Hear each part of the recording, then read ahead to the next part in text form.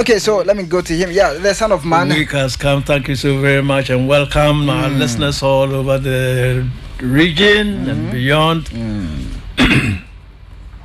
This is a very important moment and time.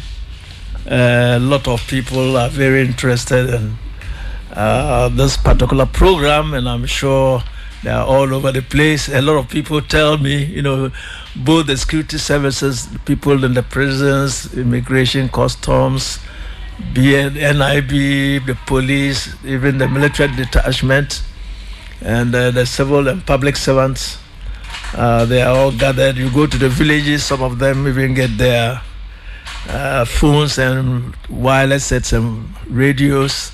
They gather around, their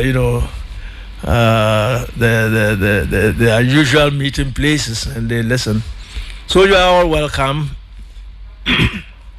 We are going to touch on very, very important issues affecting our country and our nation. One of them will be on the role or the importance of intelligence, the intelligence services to you, the security and the intelligence services. Last week we touched on a number of them, and then we spoke up to a point, and our time was up, and then we had to give way to another program that was coming. And then since that time, a lot of people have called, they have rang me all over the place and requesting that I continue, especially those who are within the services and those who are both politically and security conscious. They want to know the role of these security and intelligence services in our lives. And of course, I did go through a whole number of them. And then we arrived at where I was to talk about the intelligence services. Then also, we have some topic to deal with, very much trending topic now. It's all about politics as usual. You know that the NDC about some 10 days ago, held some elections, and they did choose, some of the people, their national officers, and certainly tomorrow they will be meeting again. I believe it will be in Cape Coast, and then they will continue with the process, and this time they are going to get into the election of the most important positions apart from the flag bearership, the most important positions within their party. We are talking about the chairman and then the deputy chairman, the secretary. Mostly it revolves around about 3 or 4 issues: the chairman, the secretary, and then the organizer, the communications officer, women's organizer, the Nasara group, and maybe the youth group. As a political party, you need all these groupings to lead you. And it's become a very serious matter indeed. The two political parties are introducing, first it was inter-party violence that we were having at elections and by-elections. But now we are having intra-party violence. And it's taking a really serious turn. And they are overtaxing the security and intelligence services in this direction. And I know the security and intelligence services are very, very competent indeed, but for the very interference of these two parties who have been succeeding themselves and coming to power in Ghana. It is their interferences, and they appear to be, so far, the results that we have show that the two are equally matched. So it makes the work even more difficult for the security services to act. I repeat, where it is party politics, because the MPP and the NDC are equally matched, it makes it very difficult for the security services to act. If we had gotten one very strong party you will see the security services will come out very strongly against the weaker parties if they go and misbehave in their inter-party elections. It will definitely happen. But these two are very, very strong indeed. And you don't know, I mean, any of them can come to power at any time. So during the main elections, you can see that the security services are very cautious. They are cautious when they are going for elections and when the elections are really taking place. At the period and time the elections are taking place, except where things are clear cut that one particular party is going to win. When the speculation is not that clear and cast in stone, and then there is some doubt, in estimating or making a forecast or making a guesstimate as to who will win, you see that the security services are very ambivalent and hesitant in carrying out their mandate as security officers. Why? It is because when the elections are taking place, you do not know which party will come to power. So if you, let's say, become too violent on one party and the other one wins elections and you're a security man, you will be dealt with. Especially if you're a policeman, you will be dealt with. But you are only doing your job. But I believe we should reach a level where the security services will go in and do their jobs without any interference. You will also realize that when one of the parties is in power and they are having their internal problems, the security services are helpless. If NDC is in power and then they start misbehaving, you find that the security services virtually they can do nothing. When MPP is in power and they start misbehaving and playing the buffoonery, you see that the security services find it difficult to act. Why is it so? Because the ordinary policeman, who is that going to give the command? If it is the regional man, and then he gives an order which the party doesn't like, they may, politicians, they will just issue some stupid orders and then getting punished for no reason, simply because he's doing his job. Do not mind the policemen, the politicians. When they go on radio and say, that is your job, you go and do your job. You know your job, you are the policeman, but you have to weigh the situation very well. You have to weigh it very, very well. Unless you are part of those of us and a few others who will go and really do their job. But even when you do, they may give you the order that you should go and do your job as a policeman or as a security man. But when you do it, it is against them and they are in power. If you do anything against the MPP now and they are in power, they can victimize you. They can suppress your promotion, even post you to a so-called, difficult area, and or give you some punishment, some sort of punitive postings, vindictive postings. That is what we are going through. But I think Ghanaians should themselves begin to get matured and get into politics. And, for some 20 years, 30 years now, we have been crying out loud and clear that we appear to be getting very vigorously polarized in our support for our various political parties. And the situation is getting worse by the day to the extent that when the MPP came to power, their party men went around even beating their own officers and elected officers. Officers even elected by the president. They went and beat them up. And I kept on saying that, of course, NDC came on, talking. But if they were in power, they would have been the same or even worse. If NDC comes to power, it will be the same thing. In fact, it is anticipated that if NDC should come to power in 2024, they will be more vicious and terrible even than what the MPP did. Unless Mahama is their presidential candidate and he wins the elections. If there is any other person who wins the presidential candidacy, Okay, if it's the candidate of the NDs and they win elections, I tell you, we may get into a big problem. They need a strong man, who will win the final elections, and then who can calm them down, because a lot of them are lying low and ready to vent their spleen on, so a lot of things they feel are excesses that the MPP has inflicted or inflicted on them, allegedly, when they came to power, right from the 2017. They are just lying low.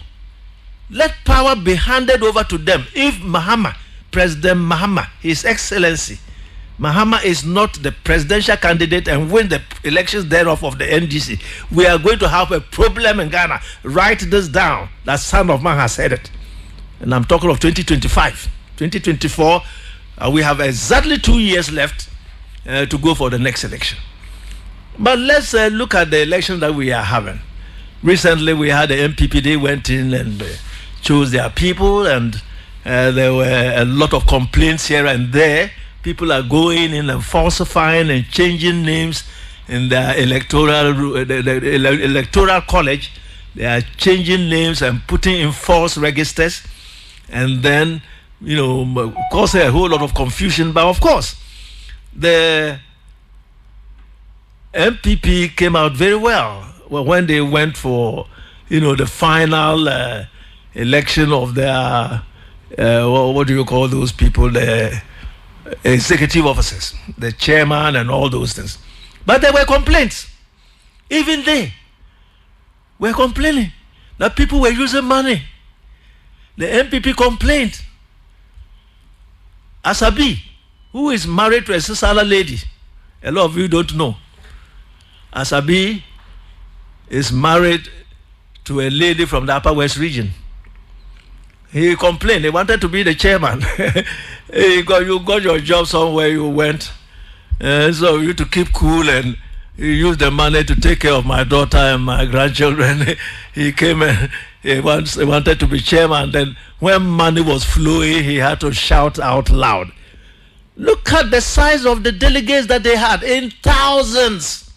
And people were ready to give these thousands and thousands and thousands of delegates. Were they 3,000 or what? I mean, so many thousands. People were collecting 50,000 each to go and vote. Where did these people get this money from? Where did they get this money from? Is it not these quantities of monies that they have used? They use some in changing into dollars, and then the city has become almost nothing. Where did they get the money from? And what is our Yoko and other Shraj and all those investigative groups? What are they doing? Why are they not asking them what is the source of this money? And that is why some of us in this system are afraid that a wealthy man can go and get dirty money, launder it inside here, and seize power. We must be very, very careful. But when it benefits one political party, we think it is okay. Money is coming in so vigorously. If we do not take time, you may have a situation. Some of us will continue to talk. Those who don't want to listen will never listen until the whole country gets corrupt and a system will come and cleanse the whole thing. It will always happen. We cannot continue to be introducing this naked corruption and think nothing will come and then sanitize, the situation in future. In future, something will happen. It will be drastic and murderous. It will be murderous because when a negative force is coming, it goes up and coagulates and comes back with full force. So we are nursing a monster that will be unleashed onto Ghana, and nobody will be safe. Nobody will be safe. It is for this reason that a lot of people don't know anything. They haven't gone through anything before. I was deep inside the 66 school. I've told you. As for the 72, I was right inside. I was even, in the intelligence service, in the security services. 79, I was there, deep, very, very senior officer. I was even outside somewhere. The 81, I was even heading a whole huge unit somewhere when the 81, coup came. So, and none of them has done Ghana any good. So when I hear people say, the way things are today, it's just better, you are a liar. You don't know what you are talking. And don't think when they come, the person you think they will go for, he is the person who is going to suffer. They have the money, they will go away, you will be dealt with. You will be dealt with seriously. Those of you who are foolish and stupid enough, you think that somebody will come in and things will stabilize. You are a liar. Because I was outside when this thing happened in 79. I was outside when it happened in 81. People have to flee. Those who have the money now, they already have they will run away and leave you. They will run away, and I've given this example. When these soldiers came into war looking for a phone, they didn't even go to those who sell phones or who were holding phones. Anybody they saw, they beat him up. So be careful. Let's just sit tight in the situation as it is, but we must continue to talk. It is when people don't talk the truth, that too is a dangerous force. A dangerous force. We are nation very, very dangerous forces. They are spiritual forces. And that is why where they talk of the law of karma. That what you sow is what you will reap. We must be careful. Why do I say so? Now, right now, you are in MPP. MPP is in power. There are so many things, glaring things are coming. You have seen them, you are defending that it's just good. It's just good. It's just good. Then you, the same person, MPP loses power. You are in opposition. NDC is in power. Then you are now criticizing the same thing. I mean, what is this? Is that not what the NDC is doing? A lot of things that they did when they were in power are the very things they are criticizing the MPP for doing. Only that the MPP has gone a notch higher. They just want to sell the state. Sell what we can see and even what we cannot see. The electricity that we are seeing VRA is running, they want to take it away and go and take it as their private company.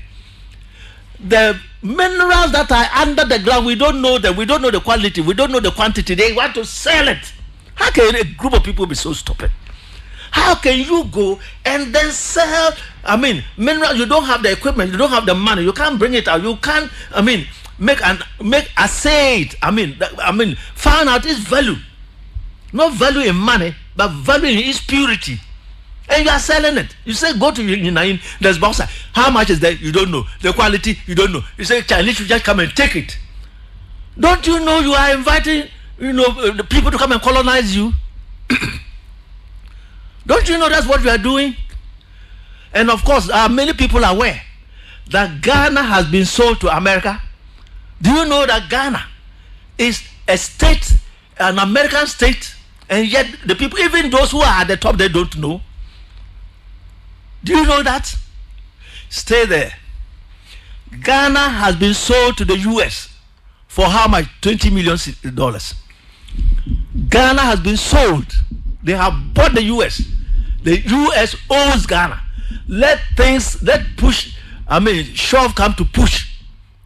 And America will come and show you that Ghana, they own Ghana. Because your idiots went and then signed stupid agreements with them. How can you tell a foreign entity to come and bring contractors? They can come and bring contractors into Ghana, and do certain military services. Do you know who an American military contractor is? They are murderers. Have you ever heard of Blackwater? These are murderers. These are former soldiers, commandos, who have retired. Then they get them to come and do dirty work, what they don't want to do, so that you sort of link it to the American army. They'll bring what they call contract. The word contractor is different from what you know is a contractor in Ghana. When they say contractor, an idiot will go and sign this thing. He thinks the contractor is coming to make roads and toilets and schools. No. A contractor means they have a particularly challenging assignment. Then they'll go and get these horrible people. They can come and shoot and kill you. And the Americans say, no, they didn't do it. It is the contractor. Do you also know that our airwaves, I'm speaking on 105.5, Do you know that for the Americans, they have been allowed to use the frequencies? How can any country allow another country to use your frequencies? And you know they have more equipment. They can jam all of it. Look, they can jam all the radio stations, all the TV stations in the whole of Ghana. You cannot talk to anybody. You can't see anybody. And they will be talking. Are your people aware? You have allowed them to use your frequency. How can you get bandits and idiots like this in the country? And they are not aware.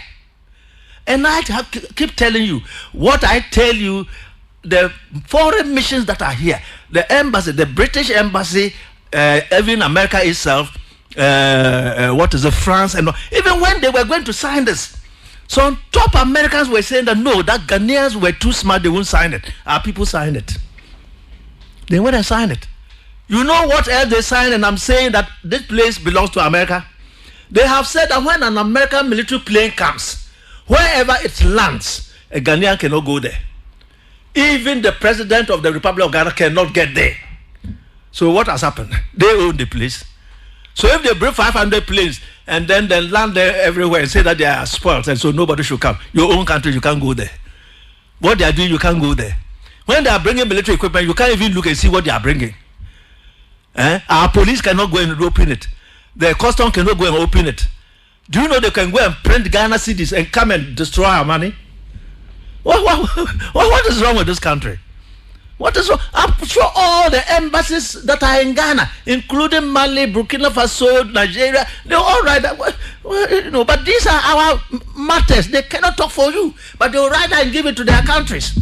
That is why I say when I am talking, and you are a fool, and you think I'm talking against that you have a government. Do you have a government? That is what they are writing. Well, it has been my job. I've been doing this type of thing for 50 years. And I've analyzed on how many, not less than 70 countries in this world. Not less than 70. So when I'm talking, people should take them very serious.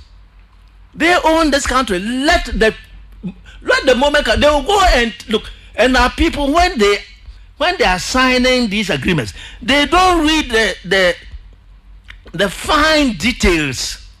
They will tell you that when they say this, that it means this, and you don't have the strength. What can you do? You do not have the strength. What can you do? They can trace your arm. What can you do? Do you know why Ghana has gone to say that it is Russia that Russia's attack on Ukraine is what is bringing hardships to Ghanaians? I don't know how it brings. Do you know why they have said so? Because the Americans and the British have told them this is the language you should go and say.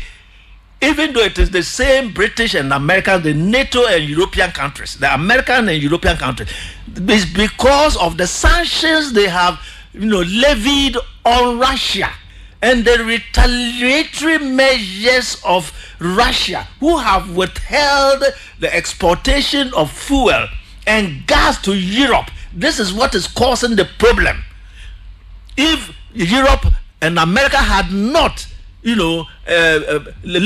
put these sanctions on Russia, Russia wouldn't have retaliated. And nobody will even know that there's a war there. Nobody will know. When America was fighting Vietnam, first it was Korea in the 1950s, 1950 to 53. And no sanctions were imposed. Nobody felt anything throughout the world. When America was fighting the Vietnamese, they fought them for almost 10 years or more. And no sanctions were imposed. Nobody felt anything. When Americans went and attacked Iraq, nobody imposed sanctions on Europe and America. Nobody felt anything. They went to Iraq a second time. Nobody talked about what do you call those sanctions. America went and attacked Afghanistan again and stayed there for how many? Almost 20 years and lost the war and had to run away. And they have left equipment worth $3 billion. If you go, you see planes, helicopters, and all sorts of armored tanks and ordnances. They have left them there. Were there any sanctions? No. So they don't want the world to say that it is their sanctions. Russia and Ukraine are neighbors. Neighbors are fighting themselves. Saudi Arabia is fighting North and South Yemen. How many Ghanaians even know? How many Ghanaians are aware that Saudi Arabia has been attacking North and South Yemen for a long time? So our political class themselves, they are worthless. They are worthless. They are useless. But do you know why we have been forced to do this? Because we have gotten ourselves involved in crazy, mad corruption. And the economy is wretched. And where have we gone? Oh, IMF, we won't go there. We are proud country. We won't go there. We will never go to IMF. Then in the night we were there, we have gone to IMF. Now, when you go to that IMF, what have they just said? They said at the staff level, they have agreed to what Ghana is asking for. What do they mean by at the staff level? What they are saying is that in their administrative offices, using their technical knowledge and know-how, they have seen that what we intend doing qualifies for the amount we have asked for. That what we intend doing to be able to pay our debts, IMF is not coming so that prices will come down, or you make roads or schools, so they don't care about that. They are only coming so that the monies that you borrowed, that Oforiata went and collected was collected commission, you are able to borrow them, you have to pay them back. They are saying the way they see it, it is okay. So that's what they mean by staff level agreement. But we have a board of directors. The IMF has owners, even though the whole world owns it, including Ghana, through some annual contributions we make. But sometimes Ghana, we don't even have money to make the contribution. Sometimes we are running in arrears. So make the yearly contribution to the World Bank. Sometimes Ghana has no money, or you can't even pay, and the money is very small. America and the other, they put in a lot of money, so they are there. So if at the staff level they even say, oh, we'll give you the 3 billion, then you can, then some idiots will go on radio a bit fooling themselves. You won't ask people like Son of Man, because that's our job. They go tell it nonsense. You will now take it to the board, and America will come. Ghana, look, when Russia attacked Ukraine, we said you should go out and speak and tell the world, open your mouth. The president himself should go and condemn Russia. You refused. LGBTQ is coming and you want to refuse. You won't get the IMF loan. So these are the things they use in blackmailing the African who is sitting on so much wealth, yet is scarce. And then we are hungry. You can say it that when you get there, you don't have people like Sanoma to advise you. You will run into the ditch. But we have competent advisors. We have very competent security analysts in Ghana. But your politicians, they have rocks. What was that stupid man who said the youth have coconut heads? He has a rock head. His head is like a rock, that man. That man who dared insult the youth. His head is a rock and a stone. And that is why we are suffering. Now, so what are we teaching the youth? The youth are going tomorrow. They will form the bulk of the electoral college to elect the executive officers of NDC. Now, a week ago, we just saw what happened. And people are already shivering. But we hope that the security services will be there, understand so many thousands, 3,000. Policemen will be there, go and do your job, go and do your work very well. And then you, the officers yourself, don't disgrace yourselves. If you are fighting yourselves, then when intra-party election, you are killing yourself. So when it comes to inter-party, what will we do? What will we do? We'll just be in the hell. Ghana is the only country we have.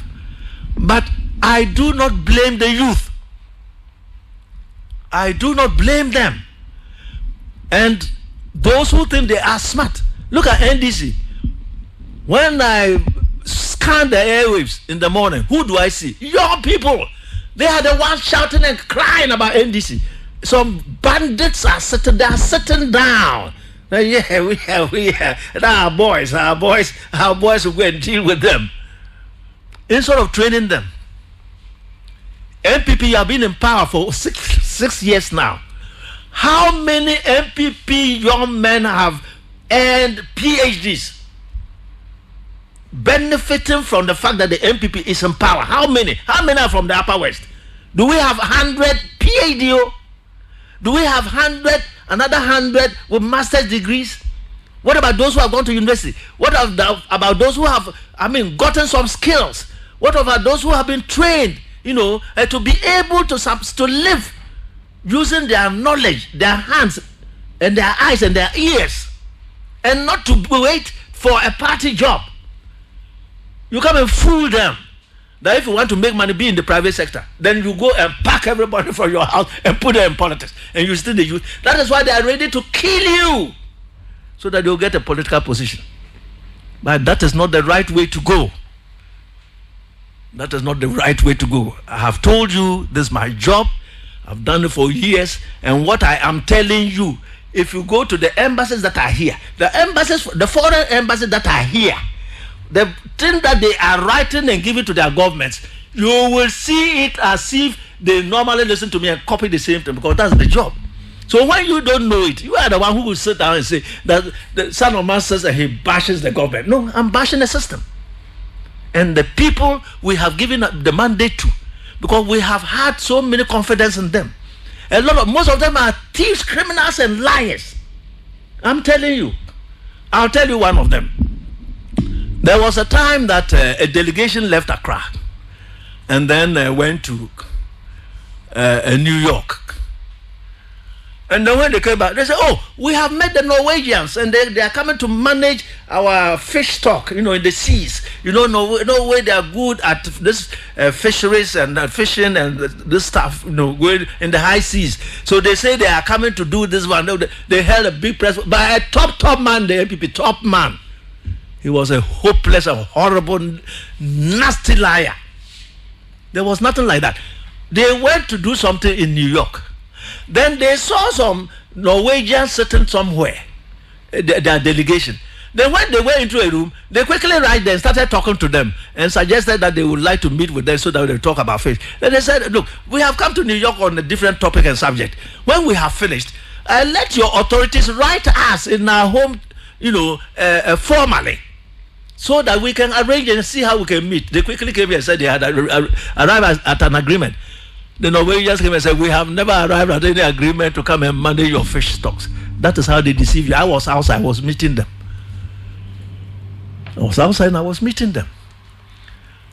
So what is our prayer? It appears all what we have been saying for years is lost to the ears of the politicians. When the 100,000 builders corps were taking that, said this thing will finish and Ghana will earn nothing out of it.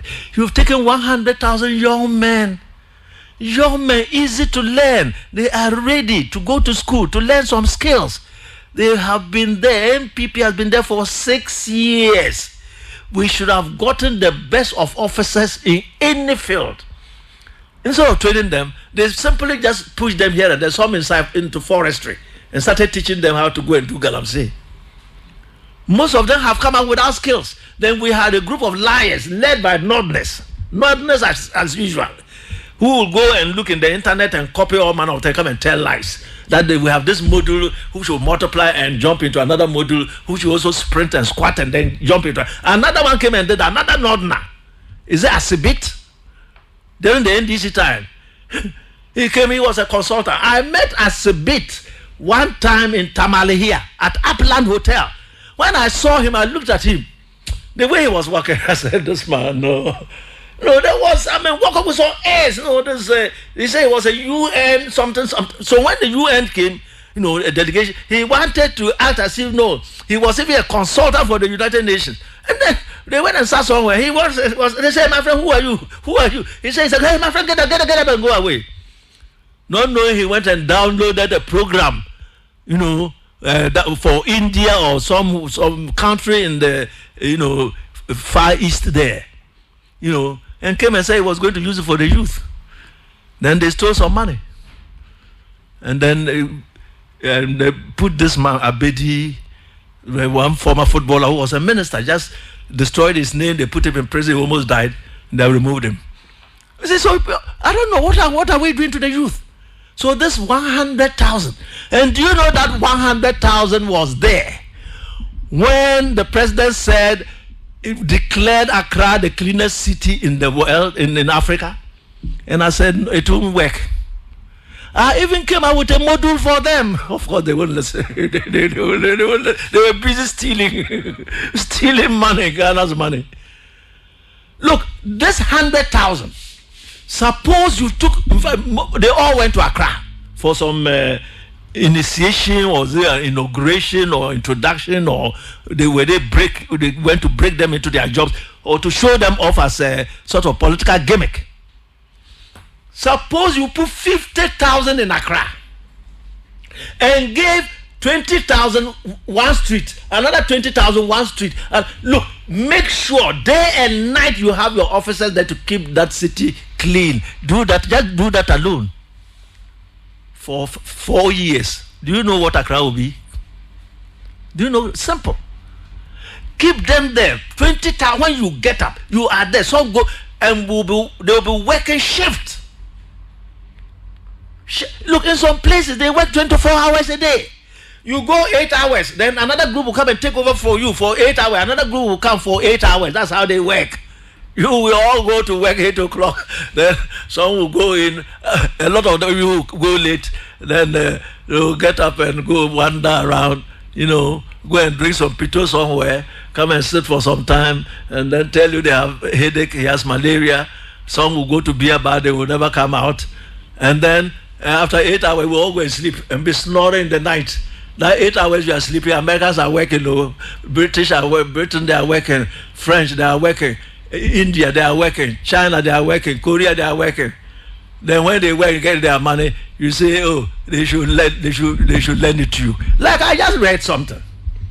Your minister for energy, who went watching football, who hadn't seen some of these footballers before, he went and when Messi was, I said, that's Messi. No, he was pointing at a different person. He didn't know the difference. That's Messi. Look at him. Oh, today I've seen him. Look. They asked him, and he says he went to look for fuel. I saw it on the internet, so I had to send him a stinker. A stinker indeed. I said, look, you cannot disgrace this doctor something, Opoku Prempe or something, the minister for energy. That they want fuel. He doesn't want Ghana to be in darkness, so he's going to look for fuel. I said, who is this man? What are you talking? Do you know the import of what you are saying? Look, don't let us go about talking rubbish and stupidity. You went to the Middle East at this time for oil? For who? That means that you don't know the politics of oil in the Middle East. You don't know about Aramco. You don't know when Saudi Arabia got its oil, when Qatar got its oil, when Dubai, Ain Shams, Sharjah, Abu Dhabi, Kuwait. You don't know when they got the oil politics there. The greatest thing in the Arab world is this World Cup. And Qatar has spent billions and billions of dollars. And a number of Arab countries, especially Gulf, this particular World Cup is in the Gulf. And the Gulf Cooperation Council, they are a bit different from those in North Africa. Those in the Maghreb area. The Maghreb area, Tunisia, Libya, Morocco, Algeria, and all that. Then, of course, you have Egypt there. The oil belongs to the sheikhs and the kings. He said he was going to meet some companies. I said, look at this fool who told you are going to meet a company. They don't operate like that. This is a very important thing they are hosting. The whole world is coming. Or they are all involved. They are kings, princes, sheikhs, and then, all their royalty. They are all showcasing themselves. Even though the match is in Qatar, Saudi Arabia will be hot because so many airlines will be transiting there, going through that place. Dubai will be hot. Dubai is one of the biggest airports, in the whole world. The other areas will all be hot. Some even have their players there. And this is a moment in time that the whole Middle East Some of their countries, you can't go out, you can't drink, you can't, play the buffoonery, especially the youth and the young. I was there. I am the Middle East. No Ghanaian diplomat has spent so much time in the Middle East than I sitting here. All my 5 children were born there. I've served 12 years cumulatively. I was in Lebanon, I was in Egypt, I was in Saudi Arabia, concurrently accredited to Kuwait. I went to university there, the American University in Cairo. So I don't try to, what is this? Now he went to talk about, how can you go at this time, very important moment like everybody's busy. You have come to talk of oil. People have spent billions and billions of dollars building all manner of structures in Qatar. And you are going to, who are you going to meet? And to show that the black man, so he's offended. I say we don't have we have professional career diplomats in Ghana. They are there. They are there. You're being a minister doesn't mean go and talk stupid things like this to disgrace the whole country. Don't you know it's a shame and a disgrace? It's a shame and a disgrace. When President Nana Akufo-Addo himself were, what happened? Their king could not come to meet him. Protocol demands that when a head of state is coming, a head of state and a head of government, his counterpart there, who is also head of state, head of government, if only he can move, he has to come and meet him at the airport. He couldn't come. His deputy couldn't come. His senior ministers, they couldn't come. No minister went there to meet our president. It was the Minister of Foreign Affairs protocol officer, not even head of protocol, a small protocol officer went and met our president. So you see that diplomatic, they have been brought down. Now it's time for sports. You are going to buy oil. They have spent billions. They want everything to be working well. You want to go and buy oil. So look at the stupidity that we have. You disgrace some of us who were in this system 54 years ago. A whole minister of state. If people are saying you went to watch a match, you don't leave it like that. Or get the professionals at the Minister of Foreign Affairs say, I want a response. But you don't go and say that you were arranging for oil. We don't do that. We don't do that. And we don't do that. Who are you going to see? You see nobody. And those people, they are protocol and not like yours. You don't just come, here, somebody can just come today. Once he says he's a sheikh, oh, I want to see the president. Oh, tomorrow morning go and see him. You think you can do that there? Sometimes our ambassador, when they go to present their letters of credence, sometimes you can stay for 2 years, you can't meet their head of state just to tell them that you are the new ambassador. You can't meet them. They will even tell you to go to Minister of Foreign Affairs and go and meet somebody and give the papers there.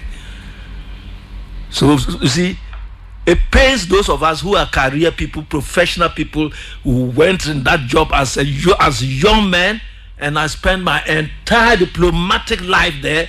All my children were born there in Lebanon, in Egypt, and even Saudi Arabia. I don't have a child born outside of any country in the world, not even in Ghana. All of them were born there. And I know the politics there I am the politics of the Middle East. I sitting here. So you don't go and say that, please. It's not good. It's a disgrace to the diplomatic practice of the world, and a disgrace and a shame trying to say that we don't know what we are about. So those who know him, what is his name? He's a doctor also, a medical man. I think he's a dentist. He's a minister for the state. He shouldn't be saying though. He doesn't know. He doesn't know that it's a very serious matter. Anyway, so what we are expecting is that tomorrow's elections will be held peacefully. But last week, we touched on something about the role and importance of the intelligence services to each and every one of you. And then what I will mention is that I did talk about the police, the immigration, the customs, and then fire and prisons. And of course, even the army. I told you that the army is for, invading armies from without or from outside of the country. They have to take care of them. The lead institution for internal security is actually the police, but we haven't got a hybrid. A hybrid means there should have been another intervening force or intermediary force between the police and the army, so that if you have a group of demonstrators who are well armed, you use them. Because the police service is not armed to go and be killing its people. So they are not giving those heavy weapons. Then the army too is giving heavy weapons. You cannot use them for an armed man. You are to kill people from outside. Unfortunately, the only enemy our army has killed is a Ghanaian inside Ghana, which is not a good matter. So that was what I touched on last week. It seems the time is off, so I may have to push this forward and then come and continue this next week. Only that I will tell you that we have an intelligence service and a security service. Now, the main security services, we have those dealing with the internal security. They are under the Ministry of Interior. The police, prisons, fire, and then, police, prisons, immigration, fire, and prisons. Then the army, they have their own, but we have the intelligence service. The intelligence service also has a minister, and there are some institutions that report to the minister. We have the Internal Intelligence Service, which is the NIB. Their boss is the Minister of Security. We have the External Intelligence. Theirs is a complicated matter, so I will take my time to tell you that next week.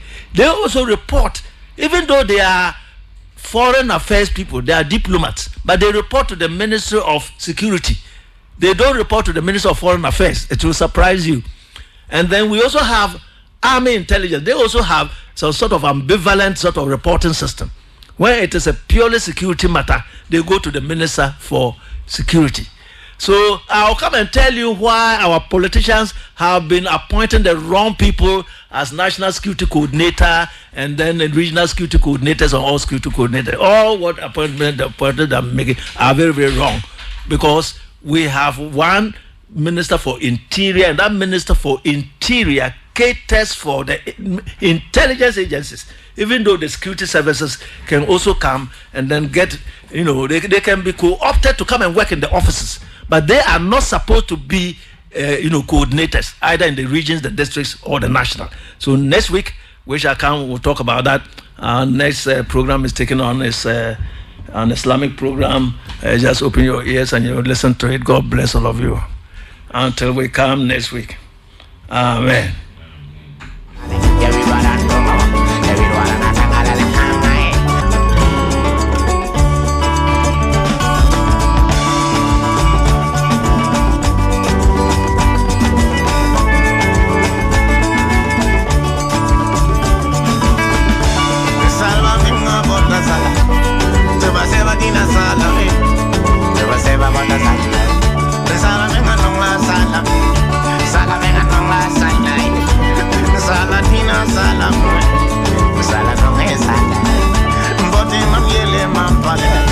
Living in the world, my brother, living in the world, my sister. But you live in this world, you living in the world, my mama. Some are really go hate you, some are really go love you, and some are really go hate you. Yeah, we don't wanna kanga, we don't wanna kanga, but for you the valley, yeah, we don't wanna go, yeah, we don't wanna kanga, yeah, we don't wanna kanga, living in the world, my sister. Some are really gonna love you, and some are really gonna hate you. Yeah, we don't wanna kanga. There is none here. That is why we be drinking all the beer.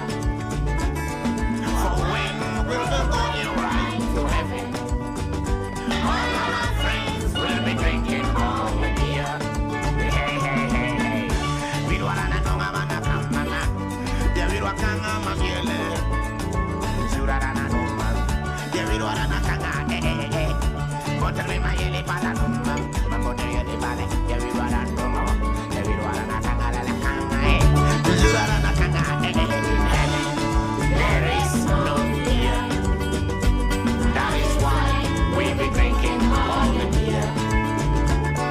For when we're going